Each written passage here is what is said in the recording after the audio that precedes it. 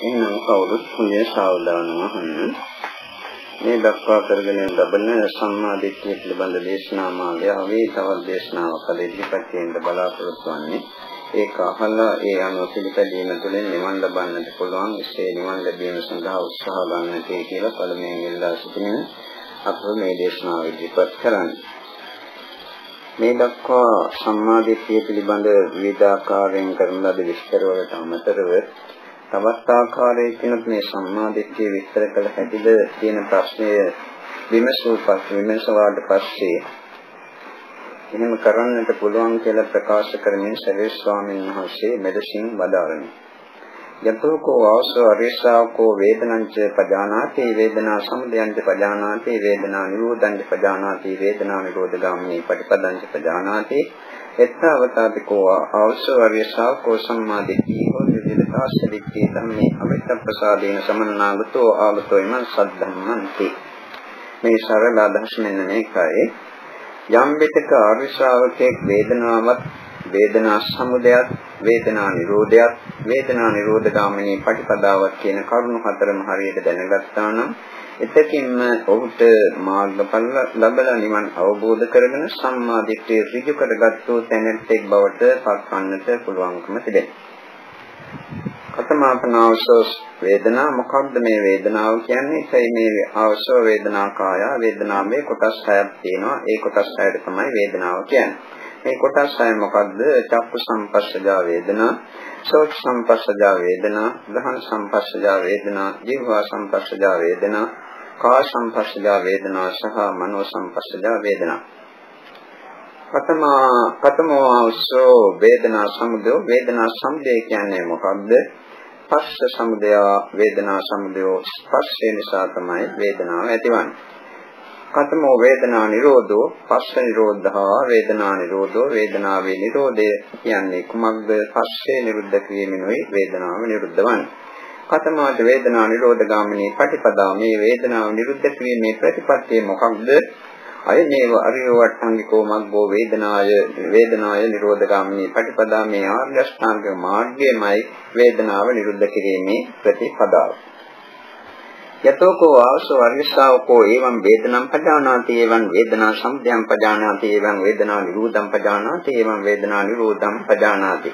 යම් කලක මෙසේ වේදනාවත් වේදනා සමුදයත් වේදනා නිරෝධයත් වේදනා නිරෝධගාමිනී පටිපදාවත් කියන කරුණු හතර මනවින් අවබෝධ කරගත්තා නම් එවැනි කෙනෙකුට සෝ සබ්බසෝ රාගාංශයන් පහය පටිඝාංශයන් පටිවිනෝදෙත්වා කාමරාග පටිඝ කියන අංශය ධර්මයන් සම්පූර්ණයෙන්ම ශේ කරලා අස්මිත දිට්ඨිමානාංශයන් සමූහනිත්වා අස්මිමානීය දිට්ඨිමාන අනුශය කියන ධර්මයන් සම්පූර්ණයෙන්ම නැති කරලා අවිජ්ජං පහය විජ්ජං උපාදිත්වා අවිද්‍යාව දුරු කරමින් විද්‍යාව උපදවාගෙන දිට්ඨිය ධම්මේ දුක්ඛසන්තකරෝ හෝති.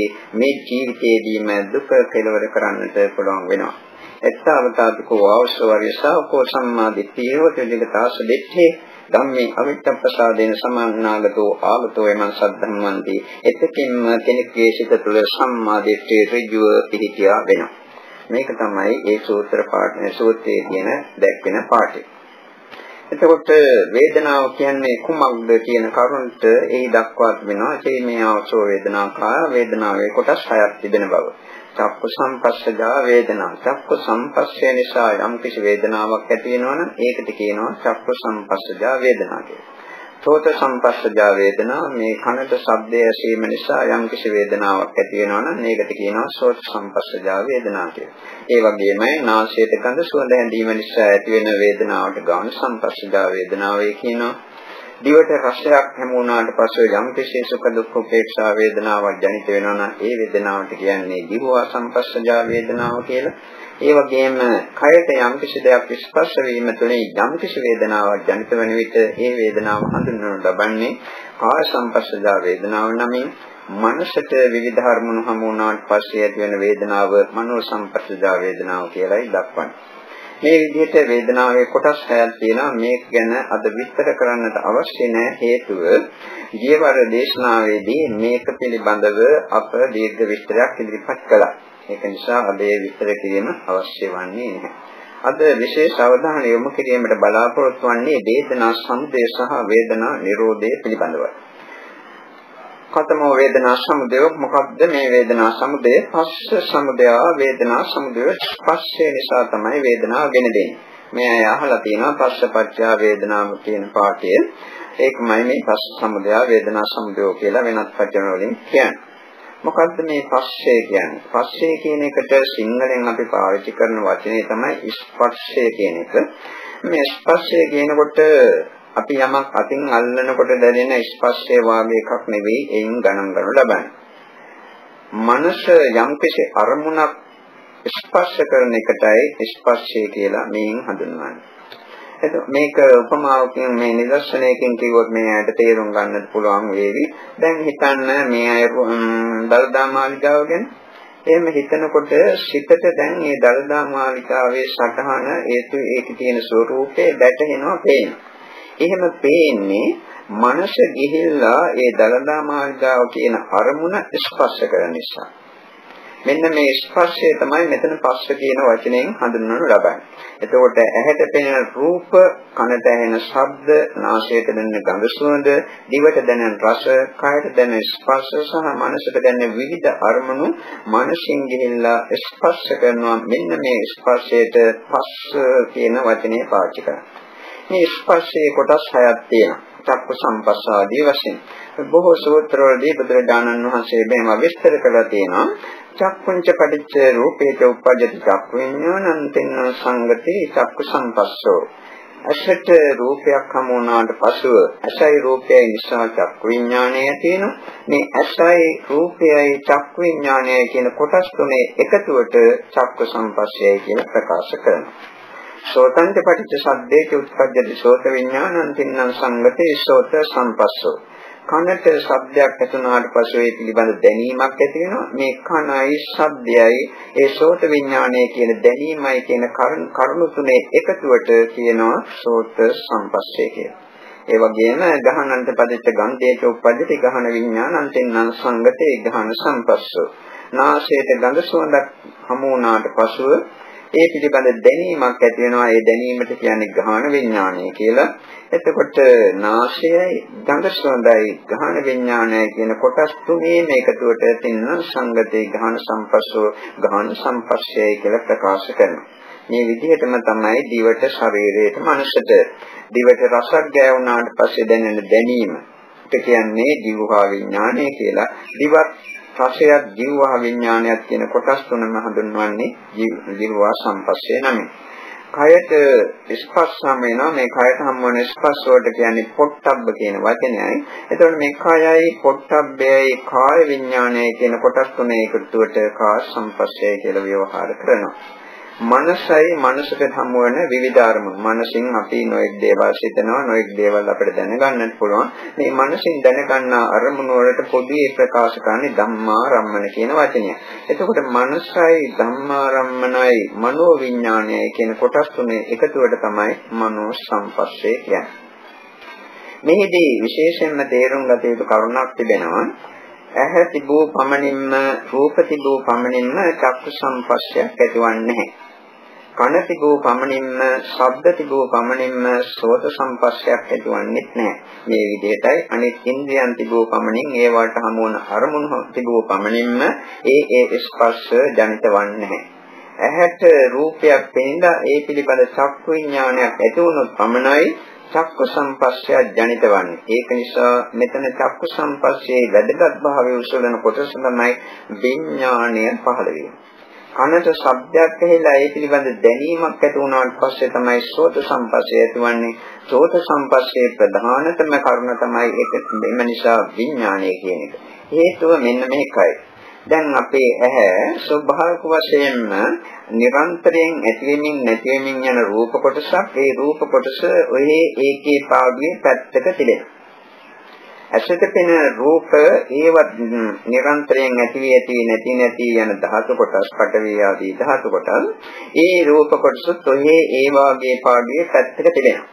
එතකොට ඇහැ තිබූ පමණින් රූප තිබූ පමණින් චක්කු සම්පස්සයක් ඇති වෙන්නේ නැහැ කියලා මා කලින් කිව්වා. ඒක ඇතිවන්නට නම් චක්කු විඥානයක් අනිවාර්යයෙන්ම ඇති වෙන්නට ඕන. එතකොට ඇහැට රූපේ පෙන්ලා ඒ පිළිබඳ දැනීමක් ඇති වුණොත් පමණයි චක්කු සම්පස්සය ජනිත වන්නේ.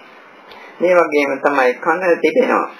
ඒවා ඇති නැති යන රූප කොටසක්. අපි සම්මුත වශයෙන් කතා කරනකොට කන තිබෙනවා කියලා කියනවා. ඒක පාඩේ තියෙන ලෝකයේ තියෙන ශබ්දත් ඒ වගේම පවතිනවා. නමුත් ඒවා පිළිබඳ දැනීමක් ඇතිවන්නේ නැත්නම් සෝත සම්පස්සයක් ඇතිවන්නේ නැහැ.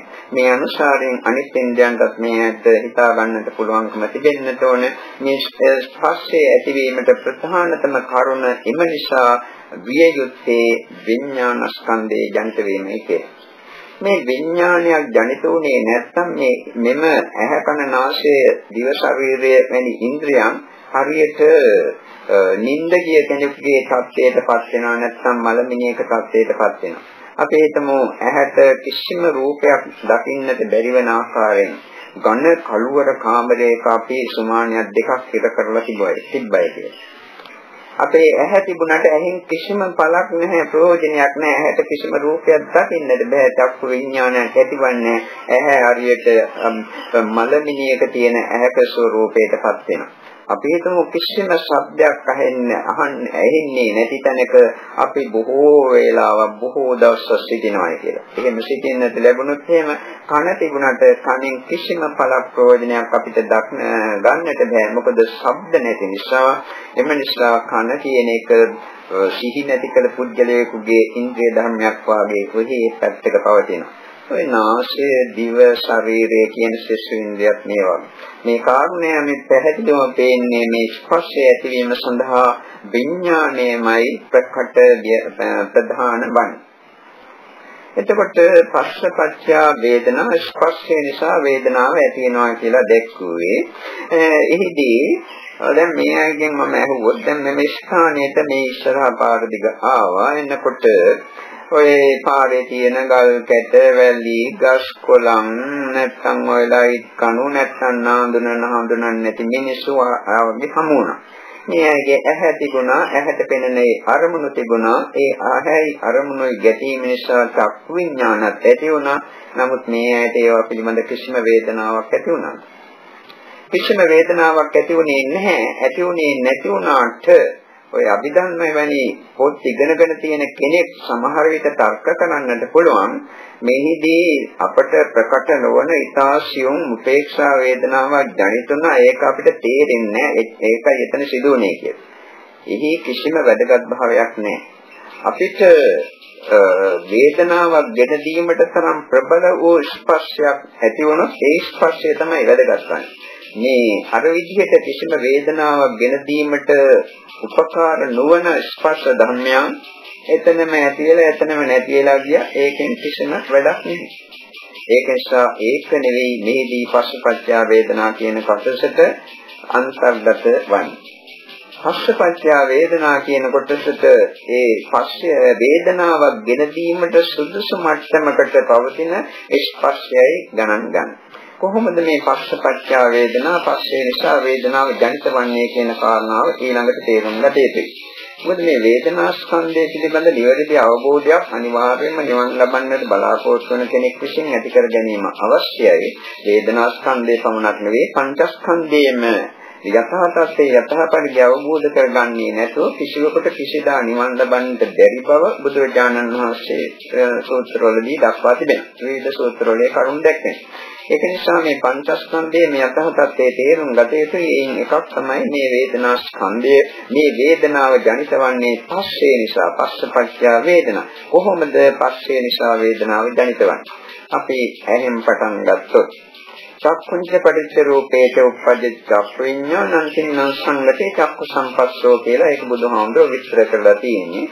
ඇහැට දැන් පෙනෙනවා රූපයක්.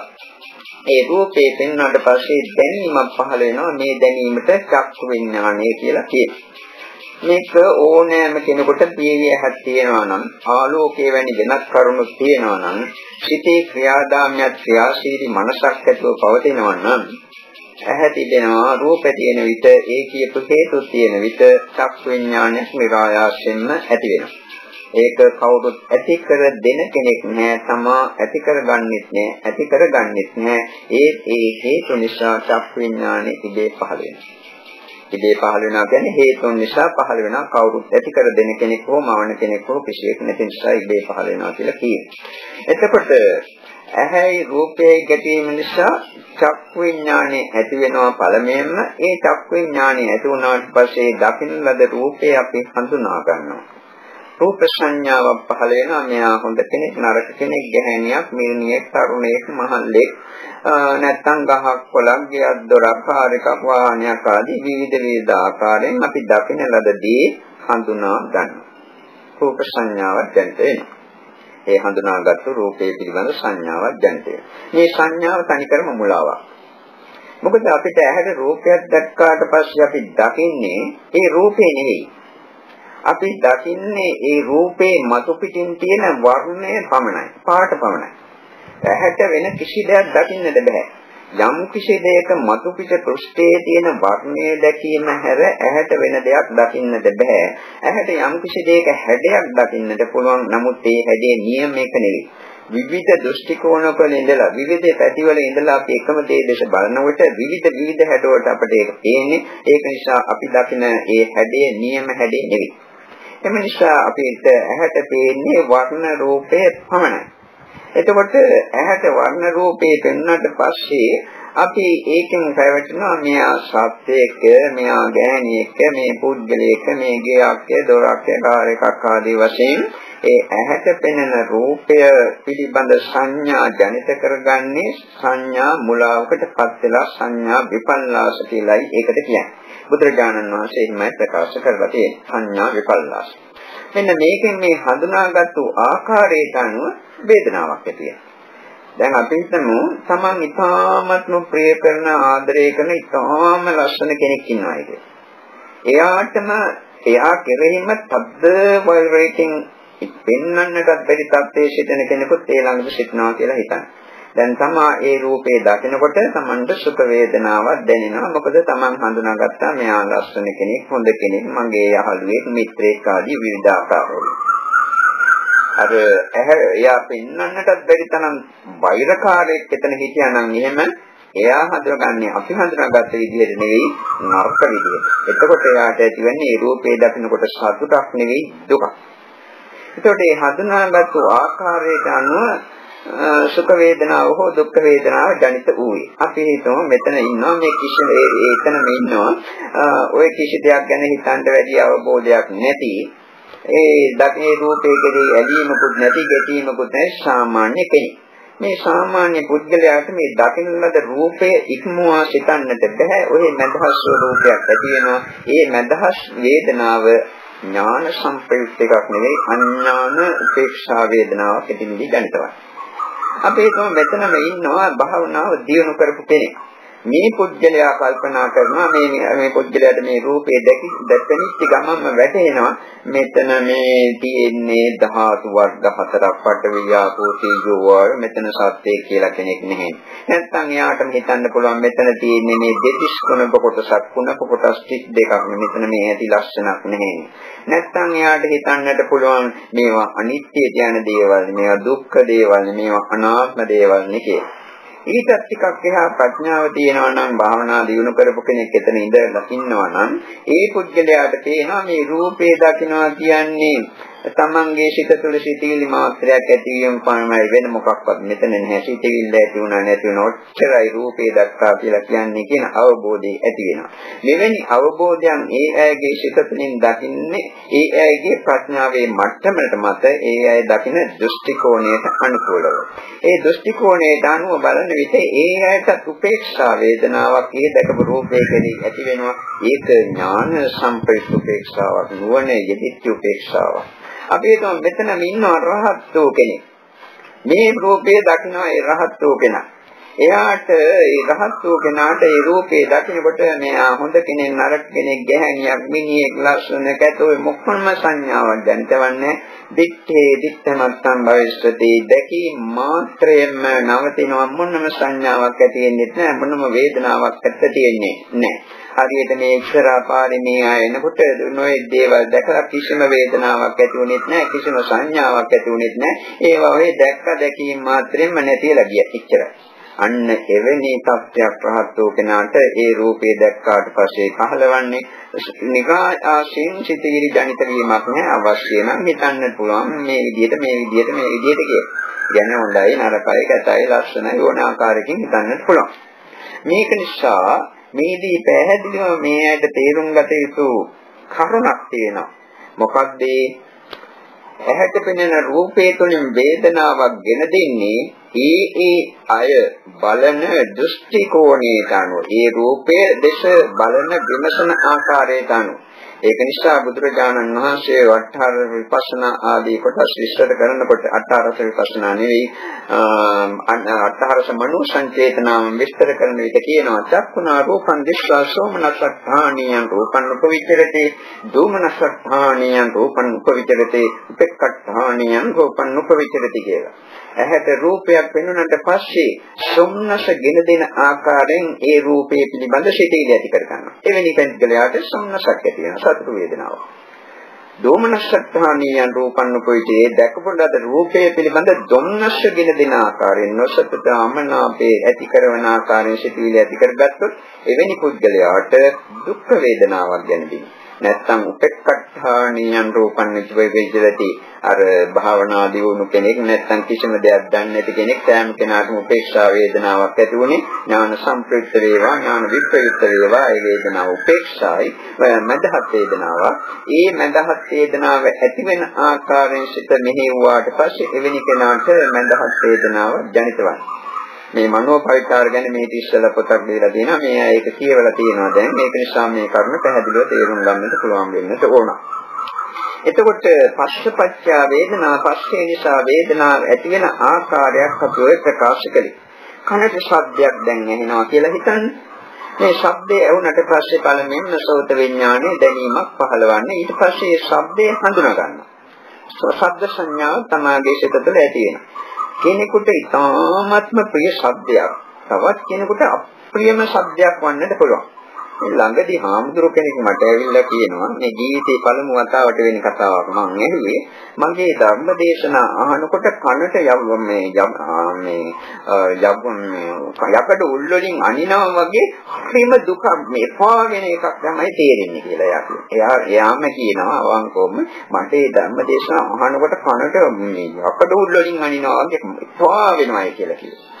කිසිම කෙනෙක් එහෙම කියලා නැහැ. බොහෝ දෙනෙක් කියලා තියෙන්නේ වෙන ධර්ම දේශනා ඒවා අහලා පුරුදුනාට පස්සේ අපිට අහන්නටත් බැහැ කියලා.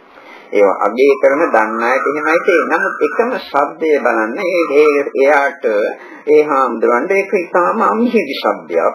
තවත් කෙනෙකුට ඒ ධර්මයේ අවබෝධ වෙන කෙනෙකුට නිරාමිෂ සුඛයක් ගෙන දෙන ශබ්දයක්.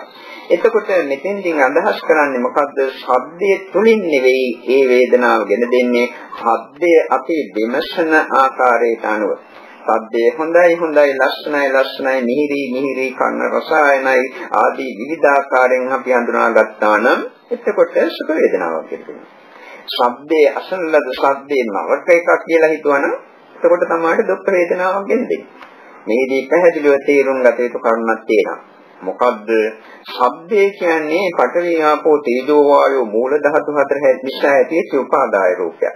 ඒ ශබ්දේ ආවා ශබ්දේ මුලගේ පාවෙලා ගියා. ඒ ශබ්ද තරංග කණේ වැඩිම නිසා දැනීමක් ඇති වුණා. ඒ දැනීම නැති වුණා. ඔච්චරයි සත්‍ය වශයෙන් සිදුවන එක.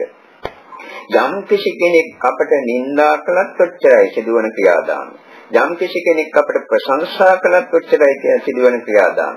අපි හිතමු ඉතාලි තදබල පරුෂ වචන වලින් අපිට දෝෂාරෝපණය කරනවා කියන එක. එතකොට සිදුවෙන්නේ ඔච්චරයි. සිදුවන ක්‍රියාදාම මෙච්චරයි. එතකොට Tamanට තේරෙනවා නම් පැහැදිලිවම මේ ශබ්ද මාත්‍ර ඇති නැති යනවා. ඒක පිළිබඳ දැනීමක් ඇති වෙනවා. මේකේ මොකද්ද මට උපාදාන කරන්න තියෙන්නේ? මේක මට කළා මටයි මේ විදිහට නින්දා පහස කළේ ආදී වශයෙන් ග්‍රහණය කරන්නට මොකද්ද තියෙන්නේ කියන කරුණ පැහැදිලිවම අවබෝධ කරගන්නට පුළුවන් ශක්තිය තිබෙන්න ඕන.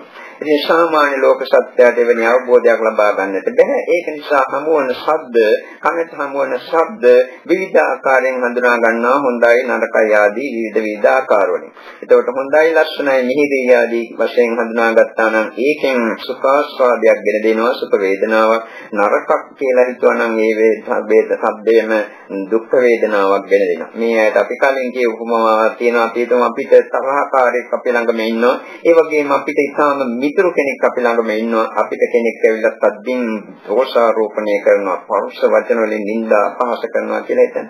එතකොට Tamanට සමහරට ඒ ශබ්දය අල්ලා ගත්තා නම් දුක් වේදනාවක් ඒ නිසා ඇති වෙන්නත් පුළුවන්. Tamanගේ මිත්‍රයාටත් ඒක නිසා දුක් වේදනාවක් ඇති වෙන්නත් පුළුවන්. ඒ ශබ්දයෙන් අසාගෙන ඉන්න අපගේ පරම හතුරු පුජ්‍යලයාට සැප වේදනාවක් ගෙන දෙන්නේ මේ මිනිස්යාට මෙහෙම බහින එකමයි හොඳ කියලා එයාට ලොකු සතුටක් දෙනවා. එකම ශබ්දය තුළින් බලන්න දුක් වේදනාවක් සැප වේදනාවක් ආදී විවිධ වේදනා ගෙට දුන්නේ ඒ පුජ්‍යලයා බලන දෘෂ්ටි කෝණයට අනුව පස්සපච්චය වේදනා ඇතිවීමේ හේතුව වේදනා සමුදය මේ ආකාරයෙන් අපි අවබෝධ කරගන්නට ඕන. එතකොට තමයි අපිට තේරෙන්නේ මේ වේදනාව මම මගේ නෙවෙයි, වේදනාව ඇති කර දෙන පස්සයත් මම මගේ නෙවෙයි ආදී කරුණු. එතකොට ඒ අසන ලද ශබ්දයේ කෙරේ කිසිම හැඟීමක් නැති පුද්ගලයෙක් සිටිනවා නම් ඒ අසන ලද ශබ්දයේ ඉක්මවා සිතන්නටත් ලැබුත් හැකියාවක් නැත්නම් එවැනි කෙනෙකුට අඥානුපේක්ෂාවක් ඇතිවන්නට පුළුවන්. ඒ වගේම මේ ශබ්දයේ අසන විට මේවා ඇති නැති යන ශබ්ද මාත්‍ර අනිත්‍යයි, මේවා අනාත්මයි, Taman මේ ශබ්දයක් අසනවා නෙවෙයි, ඒ පිළිබඳ දැනීමක් ඇති නැති යාම පමණයි මෙතන තියෙන්නේ කියන ආදී කරුණු යම් කෙනෙකුට තේරෙනවා නම් ඥාන සම්ප්‍රයුක්ත උපේක්ෂාවක් ඇතිවන්නට පුළුවන්. නැත්නම් අර කලින් කියපු විදිහට රහත් වූ කෙනෙක් එතන සිටිනවා. ඒ රහත් වූ කෙනාට තදින්ම දෝෂාරෝපණය කරනවා කියලා හිතමු. එහෙම කරනකොට එයාට අර මේ සුතේශත මත්තම් භාෂිත යසීම මාත්‍රෙම නවතිනවා, කිසි දෙයක් ගණන් ගන්නෙත් නැහැ. මෙවැනි සත්‍යයක් තිබෙන්නේ. මේ වගේ තමයි දිවට රසයක් හමු වුණාට පස්සේ ඇති වෙන වේදනා, සැප දුක් මඳහත් වේදනා. නාසයට ගඳ සුවඳක් හමු වුණාට පස්සේ සැපක් හෝ දුකක් හෝ මඳහත් වේදනාවක් ඇතිවන්නට පුළුවන්. පස්සපච්චය වේදනා, පස්ස සමුදය වේදනා සමුදය කියන එකයි මේ අපි කියන්නේ. එතකොට කයට යම් කිසි දෙයක් ස්පර්ශ වුණාට පස්සේ වේදනාවක් ගෙන දෙනවා. මෙහිදී විශේෂයෙන් තරකාගත යුතු කරුණක් තිබෙනවා. මේ සමහරට හිතනවා ඇති කයට සුව පහසු ගෙන දෙන ස්පර්ශයක් අපි හිතමු කාන්තාවක්, පුරුෂයෙක්, නැත්නම් හොඳ මෙට්ටැඳ ත්‍රිලක් මෙට්ටයක් කොටයක් වැනි දෙයක් ස්පර්ශ වෙනකොට Tamanට සුඛාස්වාදයක් ගෙන දෙනවා. ඒකෙන්ම සුඛ වේදනාවක් ඇති වෙනවා කියන්නේ. ඒක ඇතිවන්නේ තමාගේ සිත තුළ ඒ වේදනාව අල්ලාගෙන සිටින අයට පමණයි, වේදනාව උපාදාන කරගෙන සිටින අයට පමණයි. කෙනෙකුගේ සිත තුළ වේදනාව පිළිබඳ තියෙන උපාදාන සම්පූර්ණයෙන්ම නිරුද්ධ වෙලා ගියා නම් කුමන දෙයක් ශරීරයේ තුළ ශරීරයේ ගෑවුණත් ඒක දැනීමක් පමණක් බවට පත් වෙනවා. ඒකකදී ඇලීමක් ඇතිවන්නේ නැහැ. මේක මේකට මා හිතන්නේ ප්‍රායෝගික වශයෙන් අත්දකින්නට පුළුවන් කරුණක් කියලා. යම් කිසි කෙනෙක් භාවනාවෙන් ඉහළම දියුණුවක් තියෙනවා නම් ප්‍රායෝගික වශයෙන්ම කරලා බලන්න අපි කිව්වේ බොඩ්ඩ ඇත්තද කියලා එදාට තේරෙයි. එතකොට යම් කිසි කායට දුකක් ගෙන දෙන කරුණක් ආවාට පස්සේ, කියන්නේ දුකක් ගෙන දෙන කාය පොට්ටබ්බයක් Tamante කායයට දැනෙන ස්පර්ශයක් දැනනට පස්සේ දුක් වේදනාවක් ගෙන දෙන. බොහෝ නොදත් අය මේ දුක් වේදනාව ශාරීරික වශයෙන් ඇති වුණාට පස්සේ ඒකම මානසික දුකක් බවට පත් කරගන්නවා. ඒ දුකම සිතින් අල්ලනවා. මගේ දුක මේ තරම් ප්‍රබල දුකක්, විඳාතාම විඳින්නට අපහසු දුකක්, මොන කරුමයකට මේ දුක පැමිණියාද, කවදා මේ දුක ගෙවීද, කොහොමද මේ දුක නැති කරගන්නේ, අනේ මං විඳින දුකක්, මේ ආදී විවිධ ආකාරයෙන් ඒ ගැන සිතලා මානසික දුකකුත් ඒ මෝඩ පුද්ගලයා විඳිනවා. කායික දුකට අමතරව මානසික දුක.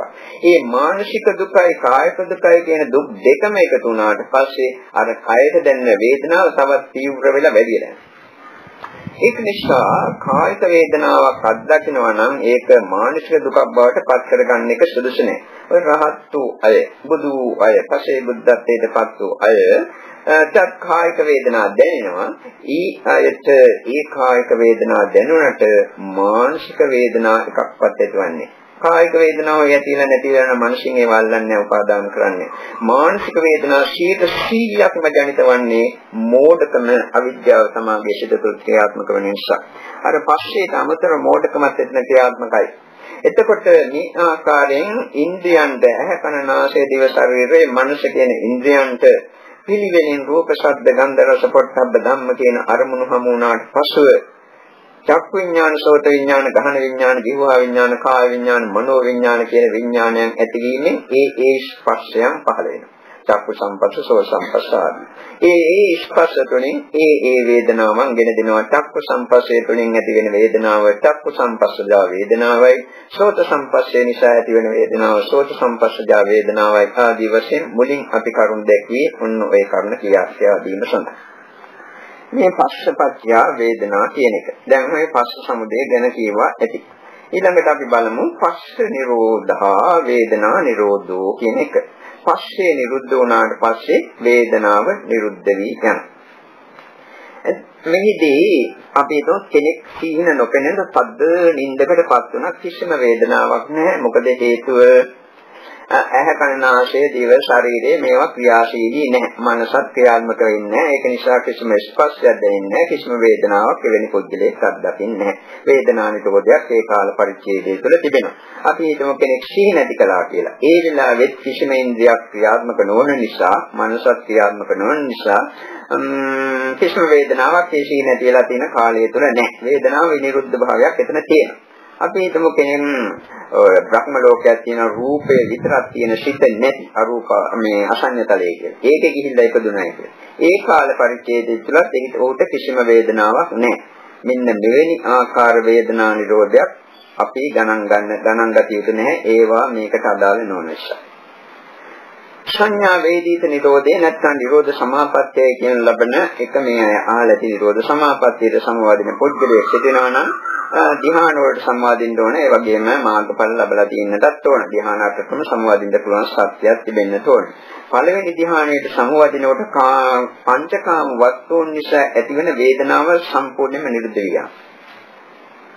ඊට පස්ව එන්නේ වේදනාවන් සියුම් වෙලා ගිහිල්ලා නේව සංඥා නා සංඥා යතනේ කියන අටවෙනි අන්තිම අරූපාවචර ධ්‍යාන ශිතටපත් වුණාට පස්සේ හතරවෙනි අරූපාවචර ධ්‍යාන 8ක් වශයෙන් කතා කරනවා නම් අටවෙනි ධ්‍යාන 8ට හතරවෙනි අරූපාවචර ධ්‍යානෙටපත් වුණාට පස්සේ තාම සියුම් දැනීමක් පමණයි තියෙන්නේ. තියනවද නැද්දවත් කියන්නත් බැරි දැනීමක්. ඒකත් ඉක්මවා ගියාට පස්සේ නිරෝධ සමාපත්තියට සමවදින්නේ. එතකොට කිසිම වේදනාවක් නැහැ.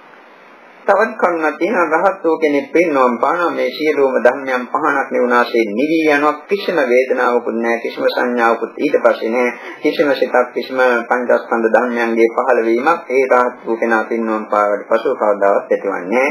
ඒක තමයි ස්ථිර වශයෙන්ම වේදනාවේ නිරෝධය, පස්සේ නිරෝධය ආදී සියලුම ධර්මයන්ගේ නිරෝධය කියන්නේ.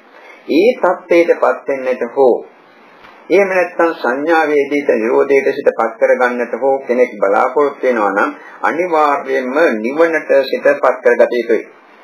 ඒක නිසා පස්ස නිරෝධා වේදනා නිරෝධෝ කියන එක තේරුම් ගන්නට ඕන. පස්ස නිරෝධය තුළින් නිවන් අත්දැකීමට සුදුසු වන ආකාරයෙන් ඒක එම නිසා තමයි මෙම සූත්‍රයේ පටන් ගන්නකොට කියන්නේ වේදනා නිරෝධය, වේදනා සමුදය ආදී දකිනකොට මාර්ගඵල ලැබලා රහත් භාවයේ වුණත් ලබන්නට පුළුවන් කියන කරුණ. එතකොට මේ ඇයිට තේරෙන කරුණු ටිකක් පමණක් මේ දේශනාවේදී අපි ඉදිරිපත් කරන්නේ, ගැඹුරු කරුණු ඉදිරිපත් කරන්නේ නැහැ. එතකොට මේ පස්ස නිරෝධයෙන් වේදනා නිරෝධයේ අත්දැකලා නිවන් දැකීමට බලාපොරොත්තුවක් තියෙනවා නම්, මේ ජීවිතේදීම නිවන් දැකීමට බලාපොරොත්තුවක් තියෙනවා නම් ඒ ස්පර්ශයේ පිළිබඳ යථාබෝධයක් ඇති කරගත යුතුයි. ඇති සැටියෙන් පස්සේ කියන එකේ තියෙන නියම ස්වરૂපේ නියම තත්ත්වයම අවබෝධ කරගත යුතුයි. ඒ අවබෝධයෙන් මේ ජීවිතයේදීම නිවන් දැකීමට උපකාර වනවා පමණක් නෙවෙයි, ඒ නුවණෙවොත් එහෙම අන්මතු අනාගත භවයකදී හරි නිවන් දැකීමට ඒකාන්ත වශයෙන්ම හේතු උපනිශ්‍රය වෙනවා. ඇති ඒක නිසා මේ කරුණු තරමක් දුරට අවබෝධ කරගන්නටවත් බලන්න. පළමුවෙන්ම නිවන් දැකීමට බලාපොරොත්තුවක් තිබෙන කෙනා විසින් වේදනාව දකින්නට ඕන. ඒ වේදනාව ඇති වෙන පස්සේ කියන්නේ තනිකරම ප්‍රඥප්තියක් සම්මුතියක් කියන කරුණේ පිළිදලා. ප්‍රඥප්තිය කියන්නේ සත්‍ය වශයෙන් නැති එහෙත් ඇතයි කියලා සිතාගෙන සිටින සම්මත දේවල්. මේක දෙපසුවට තේරෙයි තව ටිකක් මේ ධර්මයේ අහන විට. දැන් අපි චක්කු සම්පස්යෙන් පටන් ගත්තොත් චක්කුංච පටිච්ච රූපේත උප්පජේ චක්කු විඥාන සින්න සංගති චක්කු සම්පස්සෝ කියලා අපි මුලින් ප්‍රකාශ කළේ. ඇහැයි රූපේ නිසා චක්කු විඥානය ඇතිවෙනවා. මේ දෙදෙනාගේ මේ කොටස් තුනේ එකතුවට චක්කු සම්පස්සය කියලා ප්‍රකාශ කරනවා. ඇහැ කියන්නේ ප්‍රඥාක්තිය. රූප කියන්නේ ප්‍රඥාක්තිය. චක්කු විඥාන කියන්නේ ප්‍රඥාක්තිය. මේක තේරෙන්නේ නැහැ මේ ඇයිද මේක පාඩ දෙක වචනයක් කිව්වට පස්සේ මේ දැන් ටිකක් විස්තර වශයෙන් බලනකොට තේරෙයි. දැන් ඇස කියන්නේ මොකක්ද? ඇස කියන්නේ පඨවි ආපෝ තේජෝ වායෝ කියන මූල ධාතු හතරයි. ඒ මූල ධාතු හතර නිසා ඇතිවෙච්ච ප්‍රසාද රූපය. ඔය කලින් ක්‍රියාව හරිය ප්‍රසාද රූපයක් තියෙනවා. ඒකට චක්කු ප්‍රසාද රූපය කියලා කියනවා. මූල ධාතු හතර නිසා ඇතිවෙච්ච උපාදාය රූපයක්. ඒ ඇහි ස්වરૂපය මොකක්ද? ඒ කියන මූල ධාතු හතරත් ඒ නිසා පහළ උපාදාය රූපත් නිරන්තරයෙන්ම ඇති වී නැති වී යනවා. ඇහි නියම තත්ත්වය ඒකයි. නිරන්තරයෙන් ඇති නැති යන රූප කොටසක් කර ඇස කියලා දෙයක් සත්‍ය වශයෙන් නැහැ. නමුත් මේ ඇස කියන රූප කොටස අපි හඳුනා ගැනීම සඳහා ව්‍යවහාර කිරීමේ පහසුව සඳහා කලින් ඉඳලම සම්මත කරගෙන සිටිනවා මේකට අපි ඇස කියලා කියමු කියලා. ඒක නිසා මේක ඇසක් කියලා අපි කතා කරනවා. ඇසක් කියලා ඒකට ව්‍යවහාර කරනවා. මේ ඇස කියන එක ප්‍රඥාත්‍ය සත්‍ය දෙයක් නෙවෙයි. ඊළඟ කාරණා ඊට වඩා ඉතා වැදගත් ඇසට පෙනෙන රූප. මේ ඔක්කොම ප්‍රඥප්ති. ඇසට පේනවා අජීවී සජීවී ඕනෑම රූපයක් පණ ඇති හෝ පණ නැති ඕනෑම දෙයක් දකින්නට පුළුවන් වර්තමාන වශයෙන් පවත්නා රූප. මේවා කලින් මේ ඇයිද කිව්වා ඇහැට රූපයක් දකිනකොට අපි දකින්නේ මතු පිට පෘෂ්ඨයේ තියෙන වර්ණය පමණයි. වෙන කිසිම දෙයක් ඇහැට දකින්නට බෑ. නමුත් ලෝක සත්‍ය පැවතෙනවා ඇහැට පෙනෙන රූප දැක්කාට පසුව මෙතන ගැහණියක් සිටිනවා මිනිහෙක් සිටිනවා සත්ත්වෙක් සිටිනවා නැත්නම් මේක ගියක්කේ දොරක්කේ ඉදමක්කේ මේෂයක්කේ පුටුවක්කේ ආදී විවිධ හැටියට දැක්කේ යම් දෙයක්ද ඒ දේ අපි හඳුනගන්නවා. එතකොට මෙතන තියෙන්නේ සත්‍ය දෙයක් නෙවෙයි. අපි ඒක උදාහරණයක් වශයෙන් මේෂයක් දැකලා මේෂය කියලා හඳුනාගත්තයි කිය. මේෂය කියන්නේ කකුල් හතරක් දී කෑලි හතරක් වශයෙන් තබලා දී කෑලි හතරක් කරන් කකුල් හතරක් වශයෙන් ඒක තබලා තියෙනවා. උඩ තට්ටුවක් නැතවන් ලෑලි කෑලි ටිකක් එකතු කරලා ගහලා තියෙනවා. ලාච්චු වලටත් තියෙන ලෑලි කෑලි වටේට ගහලා තියෙන ලෑලි කෑලි මේ ලෑලි කෑලි ඔක්කොම ගොඩ ගලවලා පැත්තකට ගොඩ ගහුවොත් එහෙම මේෂයක් කියලා සත්‍ය වශයෙන් දෙයක් නැහැ. නමුත් අපිට සිතට වැටෙනවා මේෂය කියනකොට මේකේ තියෙන සටහන පවා. මෙන්න මේ මේෂයේ තියෙන සටහන සිතට වැටෙන ගතිය ප්‍රඥප්ති ලක්ෂණය නිසා සිදුවන්නේ. කියන්නේ මේෂය කියන්නේ සත්‍ය වශයෙන් නැති නමුත් සම්මුති වශයෙන් සත්‍ය වශයෙන් පිළි අරගෙන තියෙන දෙයක්. අන්න එවැනි දේවල් වලට තමයි ප්‍රඥප්තිය කියලා කියන්නේ. එතකොට ඇසට පෙනෙන රූපයක් දැක්කාට පස්සේ අර වර්ණ රූපේ පමණයි දකින්නේ. ඒක ලෝක සත්‍යයට තේරුම් ගන්නට බෑ. මම ගැහණියක් දැක්කයි කියලා හිතනවා, මිනිහෙක් දැක්කයි කියලා හිතනවා, තමන්ගේ ශරීරයම දැක්කොත් මේ මම කියලා හිතනවා. තමන්ගේ ශරීරය හරි වෙන කෙනෙකුගේ ශරීරය හරි මූණ හරි අතපය හරි මොනවා හරි අංගපසඟක් දැක්කොත් මේ අතය, මේ පයය, මේ මුහුණය, මේ කනය, මේ ආදී වශයෙන් විවිධ ආකාරයෙන් මුලාවටපත් වෙනවා. මෙතන තනිකරම අත කියලා දෙයක්වත් නැහැ, කකුල කියලා දෙයක්වත් නැහැ, මූණ කියලා දෙයක්වත් නැහැ, ගැහණිය කියලා මිනිහ කියලා දෙයක්වත් නැහැ. මේෂ පොඩු ගෙවල් දොරවල් කියලා දෙයක්වත් සත්‍ය වශයෙන් තිබෙන්නේ මූල ධාතු හතරක් නිරන්තරයෙන් ඇති නැති යන ක්‍රියාදාමයක්. මේ සත්‍යය දකින්නට බැරි නිසා සාමාන්‍ය ලෝක සත්‍යය ඒ දකින රූප හඳුනා ගැනීම සඳහා විවිධ ව්‍යවහාරික නාම මාත්‍ර දාලා තියෙනවා. ඉතින් ඒව නැතුව අපිට ජීවත් වන්නට බැහැ. සම්මුතියේ පිහිටලා ජීවත් වන්නට ඕන. මේක නිසා Taman තේරුම් ගත යුතුයි ඇහැට පෙනෙන රූප කියන්නේ ඔක්කොම සම්මුතියින්ය කියලා. ප්‍රඥප්තියින්ය කියලා. මේ කරුණ අවබෝධ කරගන්න නැතුව වේදනාව අරමුණට ගනිමින් නිවන් දකින්නට බෑ. වේදනාව දෙක නිකන් පොඩ්ඩක් බලාගෙන ඉඳලා එහෙම ප්‍රඥාව දිනු කරගන්නට පුළුවන් කමක් නැහැ. ඒවා පිළිබඳ තියෙන ඥානය දිනු කරගන්නට ධම්මවිචේ සම්බුද්ධංගේ වැඩි කරගන්නට පඤ්ඤේන්ද්‍රිය දිනු කරන්නට පඤ්ඤා බලය දිනු කරගන්නට නැත්නම් මේ විස්තර කරන සම්මා දිට්ඨිය දිනු කරගන්නට අනිවාර්යයෙන්ම කටයුතු කරන්නට ඕන. එතකොට ඇහැ කියන්නේ එකත් ප්‍රඥාත්යක් කියන එක මේ බව අය දන්නවා. ඇහැට පෙනෙන රූපය කියන එකත් ප්‍රඥාත්යක් කියලා දන්නවා. චක්කු විඥානය ඇහැට රූපයක් දැක්කහම පහළවන දැනීමට කියන්නේ චක්කු විඥානය කියලා. මේකත් ප්‍රඥාත්යක්. මේක මේ සමහරට නොතේරෙන්නට පුළුවන්. බුදුහාමුදුරුවෝ මෙන්න මෙහෙම කතාවක් දේශනා කරලා වදාarලා තියෙනවා. මහා තණ්හා සංකේ විමුක්ත සූත්‍රය කියලා සූත්‍රය මජ්ක්‍ධිම නිකායේ තියෙනවා. සීතාපි වික්‍රේ යන්නදේව පච්චං පටිච්ච අග්ගේ ජලති තීනේව සංඛං ගච්ඡති. කට්ඨකංච පටිච්ච අග්ගේ ජලති කට්ඨකක් විදිතේව සංඛං ගච්ඡති. මහණෙනි හරියට උපමාවක් මේ කියන්නේ මහණෙනි හරියට යම් ඉන්ධන ද්‍රව්‍යයක් නිසා යම් ගින්දරක් හට ගන්නවා නම් ඒ ඉන්ධන නාමයෙන් ඒ ගින්දර හඳුන්වනවා. කට්ට කංච පටිච්ච අග්ගේ ජලති කට්ට කග්ගිත්තේව සංඛං ගච්ඡති. දර දාලා ගින්දර හැදුවොත් එහෙම අපිට ඒකට කියන්නත් පුළුවන් දර ගින්දර කියලා. සකලිකංච පටිච්චාග්ගේ ජලති සකලිකග්ගන්තේව සංඛං ගච්ඡති. ඔය ලී කැබලි අරම මේවා එහෙම දාලා ගින්දර හැදුවොත් ලී කැබලි දණ්ඩර කියලා කියන්නත් පුළුවන්. හිනංච පටිච්ච නැත්නම් තුරුන නිසා තනකොළ නිසා ගින්දර හැදුවොත් තනකොළ ගින්දර කියන්නත් පුළුවන්. තුස්සංච පටිච්ච නැත්නම් 10 නිසා ගින්දර හැදුවොත් 10 ගින්දර කියන්නත් පුළුවන්. ගෝමයන්ච පටිච්ච ගොම නිසා ගින්දර හැදුවොත් ගොම ගින්දර කියන්නත් පුළුවන්. මේ උපමා ඔක්කොම බුදුහාමුදුරුවෝ ඉන්දියාවේ විශේෂ ප්‍රකාශ කළේ ඒ ගොමත් පාවිච්චි කරලා ගින්දර ඒගොල්ලෝ හදනවා. ගින්දර දල්ලනවා. එතකොට සංඛාරන්ට පටිච්චයක්ගේ ජලති ඔය පොඩුක්ක වෙඩි වාගේ අහක දාන කැලිකසල ගින්දරට දාලා දෙනවා. කැලිකසල ගින්දරේ කියලා කියනවා. නමුත් එකම ගින්දරක් එතන තියෙන්නේ. තේජෝ ධාතුව එතන තියෙන්නේ කොයි ආකාරයෙන් ඇති වුණා. ඊව මේකෝ බික්කවේ අන්න එලසින්ම බහණනේ යඤ්ඤ දීව පච්චයන් පටිච්ච විඥානං උප්පජ්ජති තීන තීනේව සංඛං ගච්ඡති. යම් කිසි හේතුවක් නිසා ප්‍රත්‍යක් නිසා විඥානයක් ජනිත වුණා නම් ඒ හේතුව පාදක කරලා ඒ විඥාණයට නමක් දානවා. චක්කුංච පටිච්ච රූපේච උප්පජ්ජති විඥානං චක්කු විඥානං වේව සංඛං ගච්ඡති. ඇහැට රූපයක් දැක්කට පස්සේ දැනීමක් පහළ වෙනවා. මේ දැනීම හඳුනා ගන්නට ඕනේ. ඒක නිසා ඒකට කියනවා චක්කු විඥානය කියලා. එතන ප්‍රඥප්තියක් තියෙනවා. දැනීම තියෙනවා. දැනීම හඳුනා ගැනීමට දාලා තියෙන එක තනිකම ප්‍රඥප්තියක්. කනට ශබ්දයක් ඇසුනාට පස්සේ දැනීමක් පහළ වෙනවා. ඒ දැනීම හඳුනා ගැනීමට ප්‍රඥප්තියක් දාලා අපි ව්‍යවහාර කරන සම්මුතිය පිළිතල කතා කරන සෝත විඥානය කිය. මේ විදිහට චක්කසෝත ගහන ජීවා කාය මනෝ කියන විඥාන කොටස් 6ටම උන්වහන්සේ ප්‍රකාශ කරලා තියෙනවා. එතකොට මෙහිදී පැහැදිලිව තේරුම් ගන්නට පුළුවන් කාරණාවක් මේ ඇයිට තියෙන්නට ඕන. මොකක්ද? ඇහත් ප්‍රඥාත්යක් නම් රූපයත් ප්‍රඥාත්යක් නම් චක්කු විඥානය කියන එකත් ප්‍රඥාත්යක් නම් මේ කොටස් තුනේ එකතුවට කියන්නේ චක්කු සම්පස්සේ කියලා ඒකත් ප්‍රඥාත්යක් විදිහට. මේක නිසා බුදුරජාණන් වහන්සේ දේශනා කළ සූත්‍රයක් තියෙනවා මදුපිණ්ඩික සූත්‍රය කියලා මජ්ක්‍ධිම නිකායේ. ඒකෙ මෙන්න මෙහෙම තියෙනවා.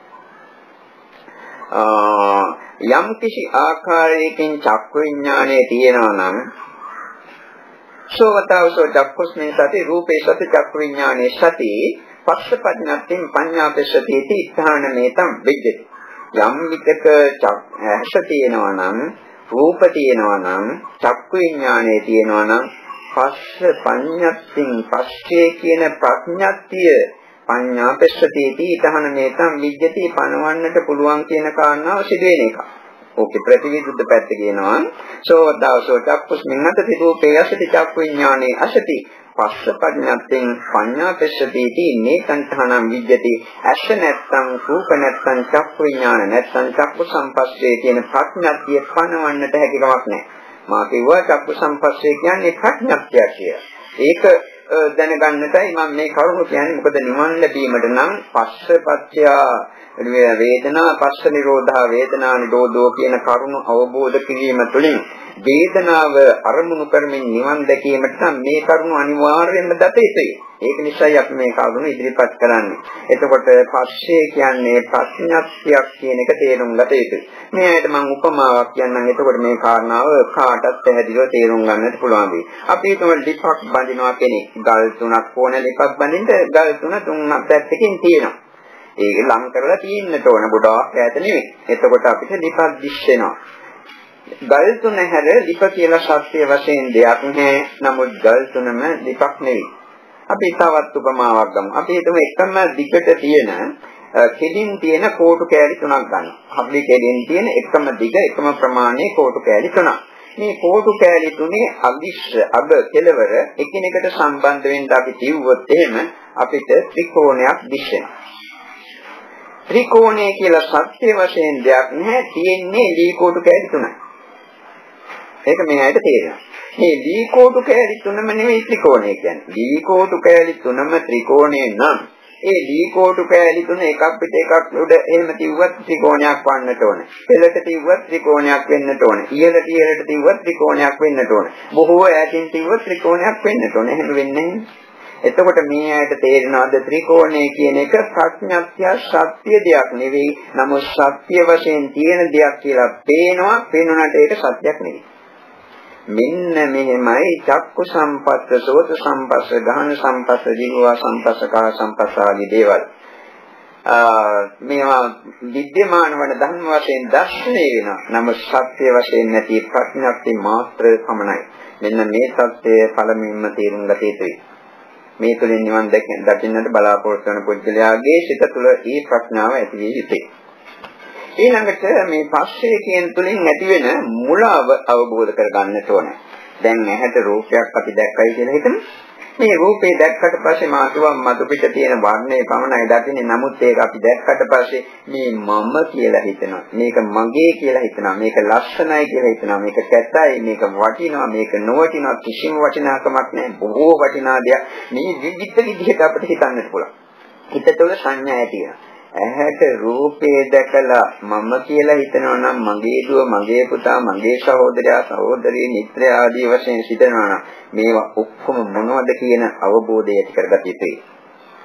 ඇහැට රූපේ දැක්කට පස්සේ චක්කු විඥාන කියන දැනීම ඇති වුණා. ඒක නිසා පස්සේ කියන අර ප්‍රඥාත්යේ සම්මුතිය ඇති වුණා. ඒක ඇති වුණාට පස්සේ අපි නොඑක ආකාර සිතිවිලි වලින් හඳුනා ගන්නවා මේ මම, මේ මගේ ආදී වශයෙන්. මම කියන එක සිතිවිල්ලක්, මගේ කියන එක සිතිවිල්ලක්.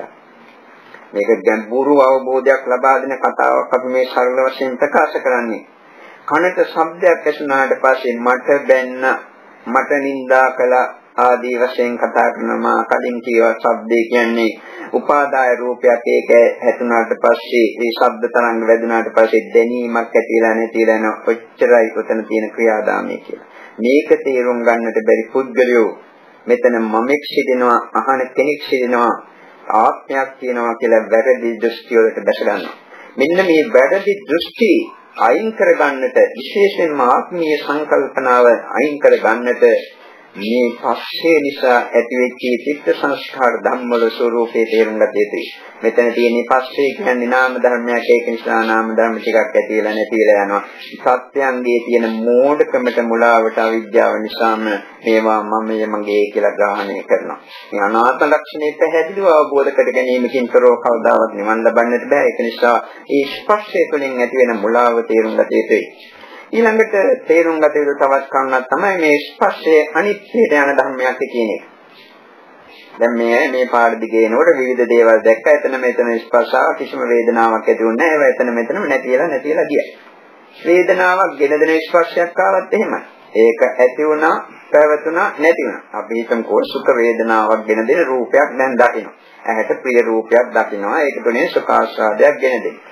ඉතින් මේක අල්ලා ගන්නවා. මේ සුඛ වේදනාව මම විඳිනවා, මගේ සුඛ වේදනාව කියලා. ඒකට ආශා කරලා ඒ පද්‍ය ඒ වේදනාව උපාදාන කරගෙන ඒ වේදනාව ලබා දෙන ඒ දකින්න ලද රූපයක් අගේ කරගෙන උපාදාන කරගෙන කටයුතු කිරීම තමයි සාමාන්‍ය ලෝක සත්‍යය සිදු කරන්නේ. සත්‍ය වශයෙන් මෙතන සිදුවන ක්‍රියාදාමය මොකද්ද? ඇහැට රූපේ පෙන්වන දක් විඥානයේ දැනීම ඇති වුණා. අර කියපු රූප සංඥා, චේතන ආදී ධර්ම ඇති වුණා, නැති වුණා. සිතිවිලි ටිකක් ඇති වී නැති වී ගියා. ඔච්චරයි.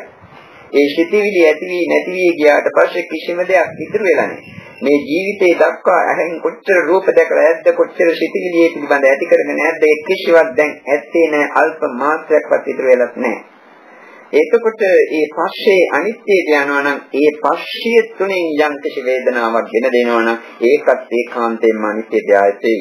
මොකද යම් කිසි ප්‍රත්‍යයක් තුළින් යම් කිසි ඵලයක් ගෙන දෙනවා නම් ඒ ප්‍රත්‍ය නිරුද්ධ වෙනකොට ඒ ඵලයත් අනිවාර්යයෙන්ම නිරුද්ධ වී යන නිසා ඒක නිසා තේරුම් ගන්න අපි මේ වේදනා උපාදාන කරගෙන, සංඥා උපාදාන කරගෙන, සිතවිලි උපාදාන කරගෙන දැඟලුවට මොනවද මෙතන මේ තියෙන්නේ? ඇති වී නැති වී යන සිතවිලි ධර්ම පමණයිනේ. මේ මොකක්ද කියන්න තියෙන්නේ? මොකක්ද හරයක් හරයක් කියලා ගන්නට තියෙන්නේ? මොනවා වටිනාකමක්ද මේවා තියෙන්නේ? මේවා ඇති වී නැති වී යන හුදු සංස්කාර ධර්ම පමණයි නේද කියන අවබෝධය ඇති කරගත යුතුයි. ඒ තවත් කරුණක්. ඊළඟ කාරණාව තමයි මේ පස්ස සමුදය පස්ස නිරෝධය දැකීම තුළින් නිවන් ලැබීමට බලාපොරොත්තු වෙන කෙනා විසින් ඇති කරගත යුතු ඊළඟ කරුණ තමයි පස්සය කියන එක දුකක් කියලා තේරුම් ගන්නට ඕනේ. මේක අනිවාර්යයෙන්ම තේරුම් ගත යුතුයි. ස්පර්ශ නිසා ඇහැට රූපයක් ගමු. ඇහැට පෙනෙන රූපයක් ඇහැට පෙනෙන රූපයක් දැන් උදාහරණයට ගත්තේ ඇහැට රූපයක් පෙනෙනවා. ඒක නිසා චක්කු විඥාන ආදී ධර්ම පහළ වෙනවා. මේ ධර්ම පහළ වුණාට පස්සේ ඒක උපාදාන කරගෙන ඇලීගෙන කටයුතු කරනවා. දැන් මේක සැපයි කියලා අහකට පෙන්වන්නේ ප්‍රිය රූපයක් කියලා අපි උදාහරණයක් ගත්තොත් මෙතන සැපක් විඳිනවා කියලා තමයි ලෝක සත්‍යය සිතන්නේ. මම කියන්නේ මේක දුකක් කියලා දකින්නේ කියලා. ඇහැට පෙනෙන රූපේ දැක්කාට පස්සෙ සිතිවිලි ධර්ම ගලනවා. මේ සිතිවිලි ගලන එකම දුක. සිතිවිලි නැතුව සිත නිශ්චලව තබා ගනින්න පුළුවන් සංසුන්ව සාන්තව නිශ්චල සීතලව සිත තබා ගනින්න පුළුවන් සමාධි මට්ටම් තියෙනවා. එවැනි සමාධියක සිටින කෙනෙක් විඳින නිර්ආමිෂ සුඛය අනුව බලනකොට සිතිවිලි ජනිත වෙන එකම මහා දුකක් කියලා එවැනි කෙනෙකුට අත්දකින්නට පුළුවන්. නමුත් සාමාන්‍ය ලෝක සත්‍යයට ඒක අත්දකින්නට බෑ. කෙසේ වෙතත් මේ සිතිවිලි ඒකාන්ත වශයෙන්ම දුකක් ඒ සිතිවිලි ජනිත කර දෙන්නේ අර ස්පර්ශයේ ඇති වෙච්ච නිසා ඒක නිසා ස්පර්ශය දුක. ඒක විතරක් නෙවෙයි. දැන් මේ පස්සේ ඇති වුණාට පස්සේ අර ස්කාරයෙන් සිතිවිලි ඇති කරගත්තා මේ මම කියලා හිතනවා මේ මගේ කියලා හිතනවා ඇලෙනවා බැඳෙනවා ගැටෙනවා විවිධාකාර චිත්ත සංස්කාර ධර්ම උපදවා ගන්නවා. ඒ තුළින් මොකද්ද සිදුවන්නේ? අවිද්‍යාව පත්‍ය සංඛාරා කියන එක අවිද්‍යාව තුළින් කුසල කුසල චිත්ත සංස්කාර ධර්ම ගණනය වීමක් බලා යාමක්.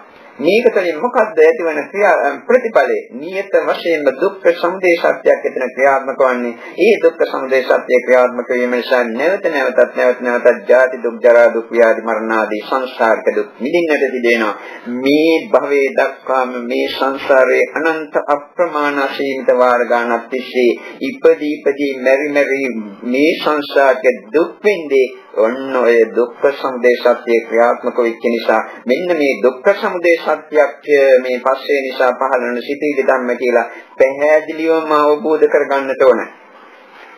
අර දුකක් කියලා දකිනකොට දුක්ඛ සත්‍ය අවබෝධ කරගන්නේ මේ ආකාරයෙන් දකිනකොට දුක්ඛ සමුදය සත්‍ය අවබෝධ කරගන්නේ මේ වේදනාව නිසි පරිදි දැකීම තුළින් මේ කටයුතු ඒ අඥානයන් ඇති කරගත හැකි වන්නේ. එහෙම නැතුව වේදනාව දේශ පොඩ්ඩක් බලන්න ඉඳගෙන ඒක විතරක් මෙනෙහි කර ඉඳලා කවදාවත් නිවන් ලබන්නට පුළුවන් කියලා හිතන්නට එපා. මේ වේදනාවේ යථාර්ථයේ යථාපරිදන්නේ වාර්යෙන්ම ඇති කරගත යුතුයි. ඊළඟට නිවන් ලැබීමට බලාපොරොත්තු වෙන දෙනා තවත් කරුණක් ඇති කරගන්නට ඕන මේ පස්සය ඒකාන්තයෙන්ම අනාත්මයි කියලා. ආත්මයක් නෙවෙයි මම නෙවෙයි මගේ නෙවෙයි මට අයත් දෙයක් නෙවෙයි මට ඕනෑ විදිහට පවතින දෙයක් නෙවෙයි මට ඕනෑ විදිහට ඇති කරගන්නට පුළුවන් දෙයක් නෙවෙයි මට ඕනෑ විදිහට නැති කරගන්නට පුළුවන් දෙයක් නෙවෙයි. ඒක නිසා මේ සියල්ලම අනාත්මයි. එතකොට අපි චක්ක සම්පස්සේ ගැන විතරක් කතා කරමු. මේ අනිත් ස්පර්ශ ගැනත් එතකොට මේ අනුසාරයෙන් මේ ඇයිද හිතා ගන්නත් පුළුවන්. හේතුව මේවා එක එකක් විස්තර කරනවා නම් පැය 5-10ක පමණ විස්තරයක් කරන්නට වෙනවා. එහෙම කරන්නට කාලය අවකාශ දෙන්නේ නැහැ. ඒකෙන් ඉඳන් කීවට පස්සේ අනිත් ඉන්දියන්ටත් ඒ අනුසාරයෙන් මේ ඇයි හිතන්න පුරුදු වෙන්න ඕන. එතකොට චක්ක සම්පස්සේ කියේ මොකද්ද? රූපයයි ඇසයි රූපයයි නිසා චක්කු විඥානය පහළ වෙනවා. මේ කොටස් තුනේ එකතු තමයි චක්කු සංපස්සේ කියන්නේ. මේ ඔක්කොම අනාත්මයි කියන එකයි මේ පෙන්වන්න කරන්නට හදන්නේ. මේ කාරණාව පැහැදිලිවම තේරුම් ගන්නට ඕන. ඇසට මමය මගේය කියලා යම් කිසි කෙනෙක් හිතනවා නම් ඒ සිත තියෙන්නේ තමාගේ සිත තුළ විනා තමාගේ සිතේ තියෙන හැඟීමක් විනා ඇතේ තියෙන දෙයක් නෙවෙයි. ඒක පළමුවෙන්ම තේරුම් ගන්න. ඕනෑම දෙයක් කෙරෙහි මම මගේ කියලා හිතනවා නම් ඒක තියෙන්නේ ඒ දේ කෙරෙහිෝ ඒ කෙනා ඒ පුද්ගලයා තුළ නෙවෙයි තමාගේ සිත තුළ තියෙන හැඟීමක් විතරයි. ඇස ඔය ඒ පාගේ පැත්තක තියෙන රූප ධර්මයක් විතරයි. ඒ රූප ධර්මයේ සිතින් ග්‍රහණය කරන මේ මමය මේ මගේ කියලා.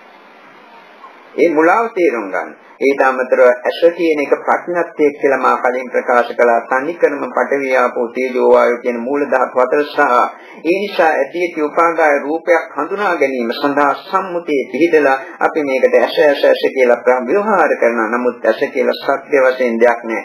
මේ රූප කොටස් නිරන්තරයෙන්ම ඇති වී නැති යනවා. ඒක නිසා තැහැ අනාත්මයි කියලා දකින්න. මම මේ චක්කු සංපස්සේ අනාත්මයි කියන කාරණාවයි කියන්නේ ඒ අනාත්මයි කියන්නට නම් චක්කු සංපස්සේ ඇති වෙන හේතු අනාත්මයි කියලා කියන්නට ඕන. එතකොට අපි දැන් ඇහැ කියන්නේ මොකක්ද කියලා තේරුම් ගන්නට ඕන. ඒක පස්සෙට කියන්නම්. එතකොට ඇහැට පෙනෙන රූප මේ ඔක්කොම අනිත්‍යයටන ධර්ම මාර රූප ප්‍රඥප්තිය ගැන කතා කළා. රූපයක් දැක්කට පස්සේ මුලා වෙන ආකාරය දැක්කා. මේ එකක්වත් සමාගයේ දෙයක් නෙවෙයි. මගේ භාර්යාව, මගේ පුරුෂයා, මගේ පුතා, මගේ දුව, මගේ අම්මා තාත්තා ඕන එකක් කියන්නට පුළුවන්. මගේ ගේ, මගේ කාර් එක ඕන එකක් කියන්නට පුළුවන්, හිතන්නට පුළුවන්. මේ සෑම එකක්ම තමගේ සිත තුළ තියෙන සිතිවිලි පමණයි. වෙන මොකක්වත් නැහැ. ඒ සිතිවිලි ඇති වෙනවා, පවතිනවා, නැති වෙනවා, නැති වුණාට පස්සේ කිසි දෙයක් ඉතුරුවන්නේ නැහැ. ඔය එකක්වත් තමා හෝ තමාට අයත් දෙයක් නෙවෙයි. තමාගේ සිතේ තියෙන මුලාවට මෝඩකම නිසාම අවිද්‍යාව නිසාම මේවා මම මගේ කියලා ග්‍රහණය කළාට සත්‍ය වශයෙන් ওই කිසි දෙයක මමෙක් ඇත්තෙත් නැහැ, මගේ බවක් ඇත්තෙත් නැහැ. මේ සියල්ලම අනාත්මයි කියන කරුණ පැහැදිලිවම අවබෝධ කරගත යුතුයි. ඊළඟට චක්ඛු විඥාණය මමය මගේ කියලා හිතනවා. මේක නම් අන්තිමම මුලාවක්. ඒ කියන්නේ ලොකුම මුලාවක්. ඇහැට රූපයක් ගැටුණා හමු වුණාට පස්සේ අර ආලෝක ආදී විවිධ හේතුණුත් එතන තිබෙනවා නම් ඒ රූපයේ දැකීම පිළිබඳව දැනීමක් පහළ වෙනවා. තමන්ගේ කැමැත්තට අනුව ඒ දැනීම ඇති උනත් නෙවෙයි, තමාගේ කැමැත්තට අනුව ඒක තියාගන්නවත් බැහැ, නැති කරගන්නවත් බැහැ. හේතු නිසා පහළ වූ ඵල ධර්මයක්. මෙන්න මේ හේතුඵල ක්‍රියාදාමයේ දකින්න, එතකොට ඒක අනාත්මයි කියලා දකින්නට පුළුවන්. ඇසත් අනාත්ම නම්, රූපත් අනාත්ම නම්, චක්ඛු විඥානත් අනාත්ම නම්, මේ තුනේම එකතුව අනාත්ම නොවන්නට කිසිම හේතුවක් නැහැ. මේ එක පැත්තක්. අනිත් පැත්තෙන් අපි චක්ඛු සම්පස්සේ මමයේ මගේ ආත්මය කියලා ගත්තත් ඒ චක්ඛු සම්පස්සේ නිසා ඇතිවන වේදනාව මම විඳිනවා මගේ කියලා ගත්තත් ග්‍රහණය කළත් ඒ වේදනාව නිරුද්ධ වෙනවා. පස්සේ නිරුද්ධ වෙනකොට පස්සේ නිරුද්ධ වී ගියාට පස්සේ ඒ ස්පර්ශයේ මම මගේ කියලා ගන්නට කිසිවක් ශේෂ නොවන ආකාරයෙන්ම නිරුද්ධ වී ගොස් ඇති නිසා මොනවද ඉතුරු වෙලා තියෙන්නේ? මම කියලා ගන්නට, මගේ කියලා ගන්නට.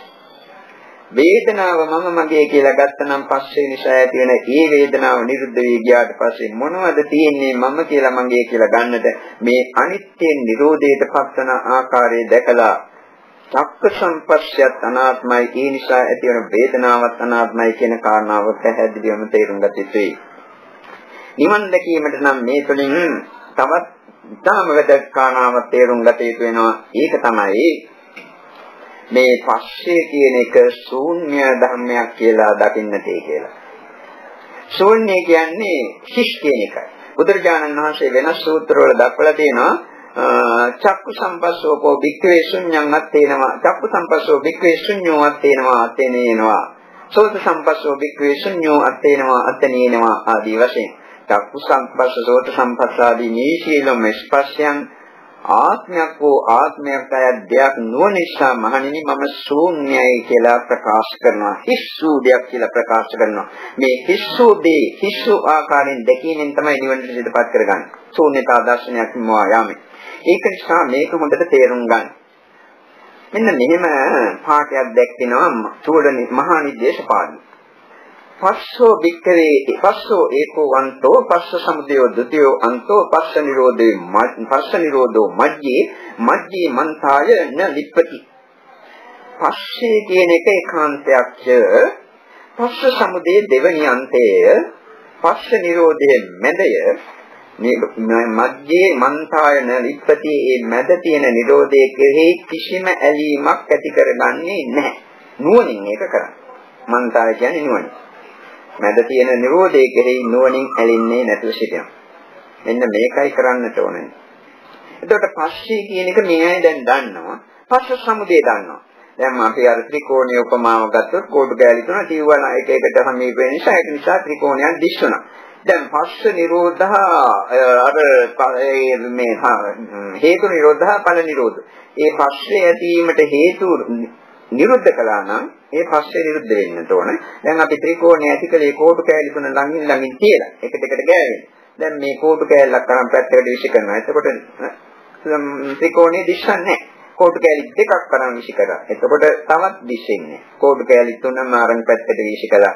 මොනම දෙයක්වත් නැතුව කලින් අර ත්‍රිකෝණයේ දිස්සෙච්ච තැන හිස් භාවයක් දැర్శණය වන්නේ. මෙන්න මේ වගේම තමයි චක්ක සම්පස්සෝ සම්පස්සාදී ධර්මයන් නිෂ්කල යුතු ක්‍රියාදාමයන්. චක්ක සම්පස්සේ ඇති වෙන හේතු තියෙනවා නම් හේතු නිරුද්ධ කරන්නට ඕන. පස්ස නිරෝධය කරන්නට. සෝත සම්පස්සේ ඇති වෙන හේතු තියෙනවා නම් හේතු නිරුද්ධ කරන්නට ඕන. සෝත සම්පස්සේ ඇති කර ගැනීමට මේ ආදි වශයෙන් සසස් ස්පර්ශය නිරුද්ධ කිරීමට ඒ ස්පර්ශ ඇතිවීමේ හේතු නිරුද්ධ කළ යුතුයි. එතකොට පස්සේ ඇතිවීමේ හේතුව මොකද්ද? ඇස රූප, චක්කු විඤ්ඤාණ. මේ තුන නිරුද්ධ කරනවා. කොහොමද නිරුද්ධ කරන්නේ? ඇස කියන එක මොකක්ද කියලා දකින්නට ඕන. මා කියලා කලින් මා පස්සේ කියන්නම් කියලා මම කලින් කිව්වේ. ඇස කියන්නේ හුදු දැනීමක් පමණයි. ඇස කියන්නේ රූප කොටසක්. පඨවි ආපි තේජෝ වායෝ කියන රූප ධාතු හතර නිසා ඇදිච්ච නිරන්තරයෙන් නැති යන රූප කොටසක්. මම දැන් මේ කියනවා ඇස කියන්නේ සිතුවිල්ලක් පමණයි කියලා. අපි ඇස ගැන සිතුවිලි මාත්‍රයක් ඇති කරගත්තේ නැත්නම් ඇස තියෙනවද කියලාවත් අපි දන්නේ නැහැ. එතකොට අපිට අපේ ඇස දිහා බලලා මේ මගේ ඇස මේ ගලාස්සනයි මේ ඇස් බැලීම දුර්වලයි දැන් ඇස් බැලීම හොතටම අඩුයි ආදී කොයි ආකාරයෙන් සිටුවත් ඒවා තමාගේ සිතිවිලි ඇතිවීමක් පමණයි. ඒ සිතිවිලි ඇතිුනේ නැත්නම් ඇස කියන එක විද්‍යමාන වන්නේ තමාගේ සිත තුළ. දැන් හිතන්න තමන්ගේ නිවස ගැන මේ වෙලාවේ. ඔන්න දැන් පේනවා. මනස ගිහිල්ලා ඒ නිවස ස්පර්ශ කළේ නැත්නම් නිවසක් තමාගේ සිත තුළ විද්‍යමාන වන්නේ නැහැ. පවතින්නේ නැහැ. මනස ස්පර්ශ කරන නිසා ඒ ගැන දැනීමක් ඇති වෙච්ච නිසා තමයි සිත තුළ විනිවිද කියන එක දැක්වෙන්නේ වань. මේ වගේ තමයි ඇහැ කියන එක. ඇස ගැන සිතිවිලි මාත්‍රයක් ඇති වුණොත් තමයි ඇස තියෙනවා කියලාවත් දන්නේ. නැත්තම් දැනගන්නටත් බැහැ. ඇස කියන්නේ නාම ධර්මයක් කියන එක අවබෝධ කරගත යුතුයි. ඇසට පෙනෙන රූප අපි හිතනවා අපි රූප බලනවා මම තමයි රූප බලන්නේ මෙතන රූපයක් පෙනෙනවා ආදී වශයෙන්. සත්‍ය ඒක නෙවෙයි. ඇසට රූපයක් දැක්කාට පස්සේ දැනීම් පහළ වෙනවා. සිතිවිලි ධර්ම පහළ වෙනවා. නාම ධර්ම. මේ නාම ධර්ම ඇතිවීම හැර බලනවා කියලා වෙන ක්‍රියාදාමයක් නැහැ. ඇසට රූපයක් දැක්කාට පස්සේ තමන්ගේ සිත තුළ සිතිවිලි ටිකක් ඇතිවීම හැර වෙන දෙයක් සත්‍ය වශයෙන් හිතෙන්නේ නැහැ. ඒක නිසා රූප කියන්නේ ඔක්කොම නාම ධර්ම. ඇසට පෙනෙන රූප මෙතන මා අදහස් කළේ. ඇසට පෙනෙන රූප කියන්නේ ඔක්කොම නාම ධර්ම කියලා තේරුම් ගන්න ඕනේ. දැන් චක්කු විඥානය කියන්නේ මොකක්ද? ඒකත් නාම ධර්මයක් කියන එක අනිවාර්යයෙන්ම තේරුම් ගන්නට පුළුවන්කම තිබෙනවා. එතකොට අසත් රූප නාම ධර්මයක්, ඇසට පෙනෙන රූපත් නාම ධර්මයක්, චක්කු විඥානත් නාම ධර්මයක්. මේ නාම ධර්ම වල ස්වરૂපය මොකද්ද? ඇති වෙනවා සුළු මොහොතකට පවතින ශ්‍රණයක කාලයකට පස්සේ නැති යනවා. ආයේ නැවත ඇති වෙනවා, නැවත සුළු ශ්‍රණයක කාලයක් පවතිනවා, නැවත නැති යනවා. මේ විදිහට දිගින් දිගට අඛණ්ඩ ලෙස ඇති නැති යන ඇතිවීම නැතිවීම පරම්පරාවක් මේ මෙතන පවතින්නේ. එන්න සංතතියක් මේ පවතින්නේ. ඒක නිසා Taman තේරුම් ගන්න ඇස කියන්නේ තනිකර නාම ධර්මයක්, රූප කියන්නේ නාම ධර්මයක්, චක්කු විඥානය කියන්නේ නාම ධර්මයක්. මේ නාම ධර්ම ඇති වූ විකර්ෂම නැති වී යනවා. නැති වී ගියාට පස්සේ මම කියන්නට, මගේ කියන්නට, මගේ ආත්මය කියලා ගන්නට කිසිවක් ඉතිරවන්නේ නැහැ. කන කියන්නේ කන ගැන සිතිවිලි අපි ඇති කරගත්තොත් පමණයි කනක් තියෙනවා කියලාවත් දන්නේ. දැන් මේ නාසය තියෙනවා, මේගේ නාසය තියෙනවද කියලාවත් දන්නේ නැහැ. මේ ගැන සිතුවේ නැත්තම්. නාසය ගැන සිතිවිල්ලක් ඇතුවොත් තමයි සිතිවිල්ලක් එන්නේ. දැන් මේගේ දිව තියෙනවද කියලා දන්නේ නැහැ. මේ ගැන සිතියේ නැත්තම්.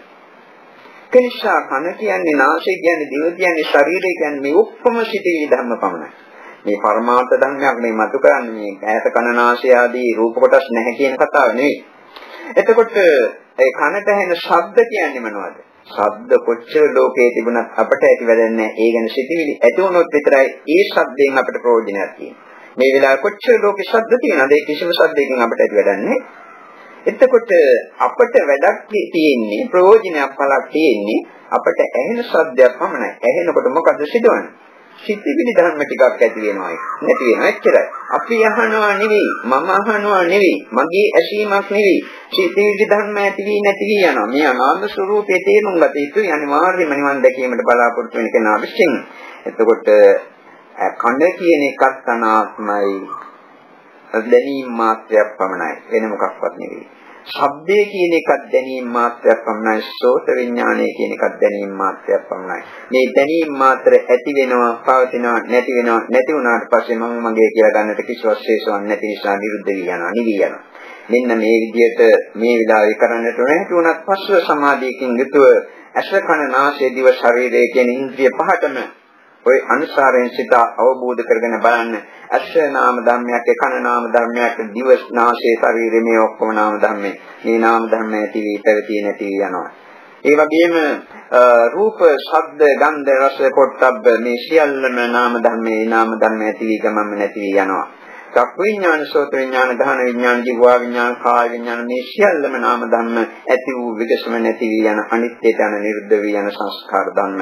මේක තේරුම් අරගත්තාට පසුව හොඳට පැහැදිලිව අවබෝධය ලැබෙනාට පස්සේ ඇස කියන නාම ධර්මයේ වෙන මේකක්, ඇසට පෙනෙන රූපය කියන නාම ධර්මයේ තවත් එකක්, ඒ නිසා පහළ වෙන සිතිවි චක්ඛු විඥාන කියන නාම ධර්මයේ තවත් එකක්. මේ කොටස් තුනක් කියලා හරි අවබෝධයෙන් ඒ තුන දැකලා සිතින්ම ඒ තුන පැත්තකට අයින් කරන ඇහැ වෙනම ධර්මයක්, ඇහැට පෙනෙන රූපද තවත් ධර්මයක්, ඒ නිසා පහළ වෙන චක්ඛු විඥාන සිත තවත් ධර්මයක්. කන කියන එක නාම ධර්මයක්, ඒක වෙනම එකක්. කන නිසා ඇහෙන ශබ්ද නාම ධර්මයක්, ඒක තවත් එකක්. ඒ නිසා පහළ වුණු සෝත විඥානයේ නාම ධර්මයක්, ඒක තවත් වෙනම එකක්. මේ තුනක් වෙන් කරන්න සෝතේ වෙනම දෙයක්, ශබ්දේ වෙන දෙයක්, සෝත විඥානයේ තවත් දෙයක්. මේ විදිහට නාසය වෙනම දෙයක්, ගඳ සුවඳ වෙන දෙයක්, ගහන විඥානයේ තවත් දෙයක්, දිව වෙනම ධර්මයක්, જીවහා විඥානයේ තවත් ධර්මයක්, රස කියන්නේ තවත් ධර්මයක්, කය වෙනම ධර්මයක්, කයද දැන ස්පර්ශ වෙනම කොටසක්. ඒ නිසා පහළ වෙන කාය විඥානයේ තවත් ධර්මයක්.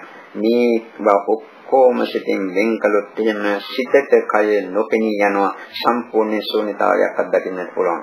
ඒ කියන්නේ තමන් සිතින් බලනවා තමන්ගේ ශරීරයේ දැස කයක් තියෙනවද කියලා පේන්නෙත් නෑ, ඝන කලුවරක් වැටෙනවා වගේ. කය තියෙනවද කියලා තමන්ගේ සිතට තේරෙන්නෙත් නෑ, කය නිරුද්ධ වෙනවා. රූප නිරෝධයක් එහිදී තමන්ට අත්දකින්නට පුළුවන්. රූප නිරෝධය කියන්නේ රූපේ සිතට පේන්නේ නැතුව නිරුද්ධ වී යනවා, නිවිලා යනවා. රූපේ නිවෙනවා කියන්නේ. දැන් ඊතර වන්නේ මනෝ සංපස්සය. දැන් ওই චක්ක සංපස්ස, සෝත සංපස්ස, ගාහන සංපස්ස, ජීව සංපස්ස, කාය සංපස්ස කියන කොටස් පහ නිරුද්ධ කිරීමෙන් තමයි ওই தත්ත්වයට සිතපත් කරගත්තේ. මේ தත්ත්වයටපත් කරගත්තු කෙනා මනෝ සංපස්සය නිරුද්ධ කරන්නට ඕනේ නිවන් ලැබීමට. මේක සාමාන්‍ය සුළුපටු ප්‍රඥාවක් තියෙන කෙනෙකුට කරන්නට බෑ. මනෝ සංපස්සේ නිරුද්ධ කරන්නට නම් මනෝ සංපස්සේ ඇති වූ හේතු නිරුද්ධ කරන්නට ඕන. අර චක්කු සංපස්සේ නිරුද්ධ කරන්නට ඇහැ, රූප, චක්කු විඥාන නිරුද්ධ කරන්නට කියවනේ. ඒ වගේ අනිත් විඥානත් කියේ. මනෝ සංපස්සේ ඇති වෙන්නේ කොහොමද? මනස, ධම්මාරම්මන, මනෝ විඥාන කියන කොටස් තුන. මනෝ කියන්නේ භවාංග සිත. මෙන්න මේ භවාංග සිත අත්දකින්නට බැරි කෙනෙකුට මනෝ ස්පර්ශේ නිරුද්ධ කරන්න බෑ. ඒක අත්දකින්නට පුළුවන් ක්‍රම තියෙනවා, විස්තර කරන්න දැන් අවකාශයක් කාලයක් ඉඩ දෙන්නේ නැහැ. එතකොට භවාංග සිත තියෙනවා. ඒක තමයි මනෝ කියන தත්ත්වය. භවාංග සිතට අරමුණු හිස් ස්වરૂපයක් දැන් දෙන්න මොකක්වත් නැති හිස් බවක්, හිත හිස් වෙලා. මේ හිස් භාවය කියන්නේ ධම්මාරම්මනේ. හිතද ඒකට අරමුණු වෙකදී ඒ පිළිබඳ දැනීමක් පවතිනවා, නිින්ද ගිහිලා නෙවෙයි, දැනීමක් තියෙනවා. ඒක තමයි මනෝ විඥානේ. මේ කොටස් තුන හරියට පේන්නට ඕන හිතට. එතකොට භවාංග සිත කියන්නේ දැනීමක්. භවාංග සිතට අරමුණු වෙලා තියෙන මේ හිස් බව කියන්නේ දැනීමක්. ධම්මාරම්මන ඔක්කොම දැනීම. මේක හොඳට තේරුම් ගත යුතුයි. ඇහැට රූපයක් දැක්කාට පස්සේ රූපාරම්මණයක් තියෙනවා කියලා කෙනෙකුට කියන්නට පුළුවන්. ඇත්ත වශයෙන්ම තියෙන්නේ එතන දැනීමක් ඇතිවීම පමණයි. නමුත් රූපයක් තියෙනවා කියලා කියන්නට පුළුවන්, ඒක සාධාරණයි. කනට ශබ්දයක් ඇහෙනකොට ශබ්දයක් තියෙනවා කියලා කියන්නට පුළුවන්. එහෙම එකක් තියෙන බව තමයි තේරෙනවනේ. නමුත් එතන තියෙන්නේ දැනීමක් ඇතිවීම පමණයි. නාසයට දැනෙන ගඳ සුවඳ, දිවට දැනෙන රස, කායට දැනෙන ස්පර්ශ තියෙනවා කියන්න පුළුවන්. නමුත් මනසට දැනෙන අරමුණු කවදාවත් තියෙනවා කියන්නට බෑ. ඔක්කොම දැනීම මාත්‍ර පමණයි. ඒක නිසා දැන් මනසට අරමුණු වෙන ශූන්‍යතාවය දැනීමක් පමණයි. ඒකත් අනිත්‍ය ගැන ධර්මයක්. ඒ වගේම දැන් මනසට ඒ ශූන්‍යතාවය අරමුණු වලින් මනෝවිඤ්ඤාණය පහළ වෙනවනේ. ඒකත් දැනීමක් පමණයි. මෙන්න මේ දැනීමක් පමණක් හැර වෙන දෙයක් නැහැ. ඒක නැති වුණාට පස්සේ කිසිම ආත්මයක් කියලා ගන්නට දෙයක් ඉතිරිවන්නේ නැහැ කියන අවබෝධයෙන් යුතුව භවහාංග සිත වෙනම දෙයක්. ඒකට අරමුණු වන ධම්මාරම්මණය නම් වූ මේ ශූන්‍යතාවයේ තවත් දෙයක්. ඒකට අරමුණු ඒක නිසා පහළ වෙන මනෝවිඤ්ඤාණයේ තවත් දෙයක් කියලා ඒ තුන පැත්තට අයින් කළොත් සිටින් පරම නිවුණු ශාන්ත ස්වභාවයකට සිටපත් වෙනවා. කියන්නට බැරි තරම් ගැඹුරකටපත් වූ ශූන්‍යතාවයකට සිටපත් වෙනවා. මේකටපත් වුණාට පස්සේ දැන් මේ සිත නිවිලා තැන්පත් වෙලා ආයි කරන්නට කියන්නට දෙයක් නැති තරමටම නිවිලා. ඒකෙත් තියෙන මනෝ සංපස්සයක්. ඒකෙත් තියෙනවා භවාංගයක්, ඒකෙත් තියෙනවා ඒකට අරමුණු වන ධම්මාරම්මණයක්. ඒ නිවිච්ච ස්වરૂපේ තමයි ඒකට අරමුණු වෙලා තියෙන්නේ. ඒක පිළිබඳ දැනීමක් තියෙනවා, සිහි නැති වෙච්ච තත්ත්වයක් නෙවෙයි. මෙන්න මේ தත්ත්වයේ තේරුම් අරගෙන මෙතන තියෙන භවාංගයේ මේකයි, මේ ශීතල ස්වરૂපය ධම්මාරම්මණය මේකයි, ඒක දැනෙන මනෝවිඥානය මේකයි කියලා තුන පැත්තට අයින් කළාට පස්සේ මුළු ඇඟම අයිස් කුට්ටියක් ශීතල වෙලා නිවිලා යනවා, සිතත් සම්පූර්ණයෙන්ම නිවිලා යනවා. ඒකට කියනවා නිවනය කියලා. කලින් රූපේ නිවෙනවා, දැන් මෙතන නාමේ නිවෙනවා. මේ නාම රූප ධර්මතා දෙකම නිවීම නිසා නිවනට සිතපත් වෙනවා. නිවනට තමයි නිවීම කියලා කියන්නේ. නිවීමට තමයි නිවන කියලා කියන්නේ නැත්නම්. ඒක නිසා ඒ ආකාරයෙන් කටයුතු කිරීම තුළින් නිවනට සිතපත් කරගන්නට පුළුවන්. මේ දේශනා අධිකතම කරන්න තව කාලය අවකාශ දෙන්නේ නිසා දේශනා නිම කිරීමට බලාපොරොත්තු වන එක අවවාදයක් පමණක් කරමි. අපි කරන ලද දේශනා සෑම එකක්ම දැන් කරන්නේවත් මතුවට කරන සෑම දේශනාවක්ම යම් කිසි ප්‍රායෝගික පදනමක් මත පිළිතලා අප කරන්නේ ඒ ප්‍රායෝගික අත්දැකීම් ප්‍රත්‍යක්ෂ වශයෙන් ලැබපු නැති අය ඒවා උපකා අරගෙන තමන්ගේ දේවල් ලෙසින් ඉදිරිපත් කරන අවස්ථා අනන්තවත් තිබෙනවා. එවැනි කෙනෙක් එවැනි දෙයක් කරන එක කිසිසේත්ම සුදුසු දෙයක් නෙවෙයි කියන එක කියන්නට ඕනේ. මොකද ඒවා පිළිබඳ වෙනත් ප්‍රශ්න විමසුවොත් එහෙම දන්නා කෙනෙක් ඒ අයට උත්තර දෙන්නට නොහැකි වෙන නිසා. දැන් අපි මේ මනෝස්පර්ශ නිරෝධය ගැන කතා කළා. මේක ප්‍රත්‍යක්ෂ වශයෙන් අත්දැකපු නැති අය කිසි කෙනෙකුට ඒක හා සම්බන්ධ ප්‍රශ්න වලට පිළිතුරු දෙන්න බෑ. මේවා පොත්පත්වල නැහැ. අපි ඒ ප්‍රායෝගික වශයෙන් කියපු කිසිම කරුණක් පොත්පත්වල දක්වන්නේ නැහැ. දකින්නට බෑ. ඒවා ප්‍රත්‍යක්ෂ වශයෙන් අත්දැකපු නැති කෙනෙකුට කොහොමද මනෝස්පර්ශය නිරුද්ධ කරන්නේ? භවංග සිතපත් කරගන්නේ කොහොමද? ඒක වෙන්න පුළුවන් දෙවැනි ප්‍රශ්නයක් කෙනෙක් අහුවොත් නිරුත්තර වන්නට වෙනවා. ඒක නිසා ප්‍රායෝගික ප්‍රත්‍යක්ෂ අත්දැකීම් ලබන්නේ නැතුව එවැනි කාරණා තමන්ගේ කරුණ ලෙසින් ප්‍රකාශ කිරීම ඊතරම් යෝග්‍ය නොවන බව ප්‍රකාශ කරලා මේ දේශනාව දැන් අප නිම කරනවා. මේ අනුව පිළිපැදීම තුළින් මේ ඇයටත් නිවන සංසීමට වාසනාව ශක්තිය උදා වේවා කියලා ආශිංසනය කරමිනුයි මෙම දේශනාව නිම කරන්නේ. අප මේ දක්වා කරන ලද සියලුම කුසල දෙවියන්ට අනුමෝදන් කරමු. මේ සඳහා සියලුම දෙනා ආකාශත්ථාත කියන පාඨය කියන්නේ. ආකාශත්ථාච බුම්මත්ථා දේවා නාගා මහිද්దికා පුඤ්ඤන්තං අනුමෝදිතා චිරන් රක්ඛන්තු ශාසනං. ආකාශත්ථාච බුම්මත්ථා දේවා නාගා මහිද්దికා පුඤ්ඤන්තං අනුමෝදිතා චිරන් රක්ඛන්තු දේශනං. ආකාශත්ථාච බුම්මත්ථා දේවා නාගා මහිද්దికා පුඤ්ඤන්තං අනුමෝදිතා චිරන් රක්ඛන්තු මං පරන්ති. ප්‍රාර්ථනා කරන්න. ඉමිනා පුඤ්ඤ කම්මේන මාමේ බාල සමාගමෝ සතං සමාගමෝ හෝතු යාව නිබ්බාන සත්‍යය. ඉදම්මේ පුඤ්ඤං ආසවක්ඛයා වහං හෝතු සබ්බ දුක්ඛා පමුච්ඡතු. මේකල සියලුම කුසල ශක්තිය මේ ඇටත් නිවනින් සැනසීමට වාසනාව ශක්තිය උදා වේවා. අභිවාදන ශීලිස්ස නිච්ඡං වද්ධා පචායනෝ චත්තාරෝ ධම්මා වඩ්ඩන්ති ආයුවන්නෝ සුඛං බලං ආරෝග්‍ය සම්පatti සග්ග සම්පatti මේවච අතෝ නිබ්බාන සම්පatti ඉන්නාති සමිඤ්ඤතු සමදිනාතම නිවාසමත්පත් වේවා.